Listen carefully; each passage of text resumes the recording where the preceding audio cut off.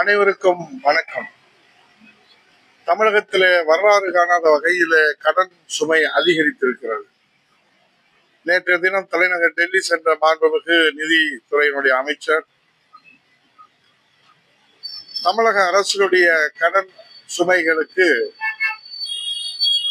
மத்திய அரசுதான் காரணம் என்று ஒரு புதிய விஞ்ஞான பதிலை சொல்லியிருக்கிறார்கள். தற்போது அமெரிக்க அரசின் வரி விதிப்பால் தமிழகத்திலே பொருளாதாரம் பாதிக்கப்பட்டுள்ளது என்ற கருத்தையும் வெளியிட்டிருக்கிறார். சிறு குறு தொழில்கள் நிறுவனங்கள் மூடப்படுவதும், இன்றைக்கு ஜிஎஸ்டி வரி குறைப்பால் 10,000 கோடி தமிழகத்திற்கு இழப்பு ஏற்பட்டுள்ளது என்றும், இதுதான் தமிழகத்தின் கடன் அதிகரிப்புக்கு காரணம் என்றும் மாண்புமிகு நிதி அமைச்சர் அவர்கள் ஆட்சி முடிகிற தருவாயில இந்த 4.5 ஆண்டு காலம் நாங்கள் ஆட்சிக்கு வந்தால் பொருளாதார வல்லுநர் குழு அமைத்து நாங்கள் நிதி சுமையை சீர்படுத்துவோம் என்று சிங்கமாக கர்ஜித்த அன்றைய ஸ்டாலின் இன்றைக்கு முதலமைச்சராக வந்ததற்கு பிறகு அவர் சொல்லுகிற ஒவ்வொரு கருத்துக்களும்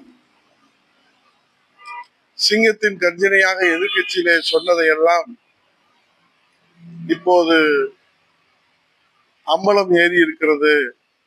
தங்களுடைய இயலாமை, தங்களுடைய அறியாமை, தங்களுடைய நிர்வாக குளறுபடி, புரிதல் இல்லாமை என்று இல்லாமையாலே தமிழகத்தை இல்லாமை ஆக்கியிருக்கிற இந்த திமுக இல்லாத அரசு.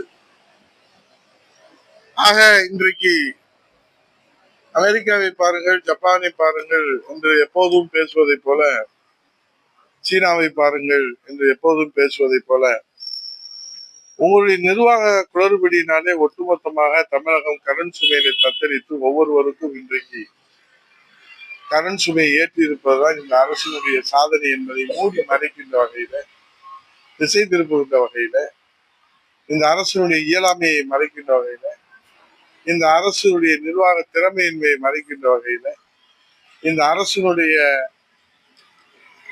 காலாவதியான கணக்குகளை எல்லாம் வைத்துக் கொண்டு எப்படி தமிழக அரசு கரையேற போகிறது என்ற கவலை தமிழகத்திலே சூழ்ந்திருக்கிற நிலையில இன்றைக்கு அதிலிருந்து மக்களை திசை திருப்புவதற்காகவும், தங்களை பாதுகாத்துக் கொள்வதற்காகவும் பிறர் மீது பழி போடுவதில் என்ன சாதனை படைத்திருக்கிறது திமுக, ஸ்டாலின் திமுக அரசு. இதுல நாங்கள் ஆட்சிக்கு வந்தால் 5,000 ரூபாய் பொங்கல் பரிசு என்ற நிலையிலே அந்த எதிர்கட்சி தலைவர் ஸ்டாலின் அவர்கள் பொங்கல் பரிசு தொகுப்பாக 5,000 ரூபாய் கொடுக்க சொன்னார்கள். ஆனால் இன்றைக்கு ஆட்சிக்கு வந்தவுடன் அவர் 3,000 ரூபாய் என்று அறிவித்திருக்கிறார்கள். முதலமைச்சராக வந்தவுடன் எதிர்கட்சி தலைவராக இருந்த போது மக்கள் மீது இருந்த கரிசனமும் அக்கறையும் முதலமைச்சராக வந்த பின்பு ஸ்டாலினுக்கு மறைந்து போனதுடைய மர்மம் என்ன என்று மக்கள் பொங்கல் பரிசு வாழ்ந்த போது இந்த கேள்வியை எழுப்புகிறார்கள். அது மட்டுமல்ல, ஏதோ இது அவர்களுடைய திமுக கட்சி நிதியிலிருந்து கொடுப்பதை போல ரேஷன் கடைகள் எல்லாம் திமுக கொடியை கட்டி கொண்டு அவர்கள் நடத்துகிற அந்த நாடகங்கள் எல்லாம் மக்கள் வேதனையிலே ஆழ்த்தி இருக்கிறது. சுருக்கமாக இந்த பொங்கல் பரிசு தொகுப்பை துவங்கி வைப்பதற்கு மட்ட செயலாளர்கள் இருந்து கிளை செயலாளர் வருகிற வரை மக்கள் காத்திருக்க வேண்டிய ஒரு சூழ்நிலை தான் இன்றைக்கு தமிழகம் முழுவதும் இருக்கிறது. பல கடைகளிலே திமுகவுடைய அந்த கட்சிக்காரர்கள் வந்ததற்கு பிறகுதான் வழங்க முடியும் என்று ஒரு கட்டாயப்படுத்துகிற சூழ்நிலை இருக்கிறது.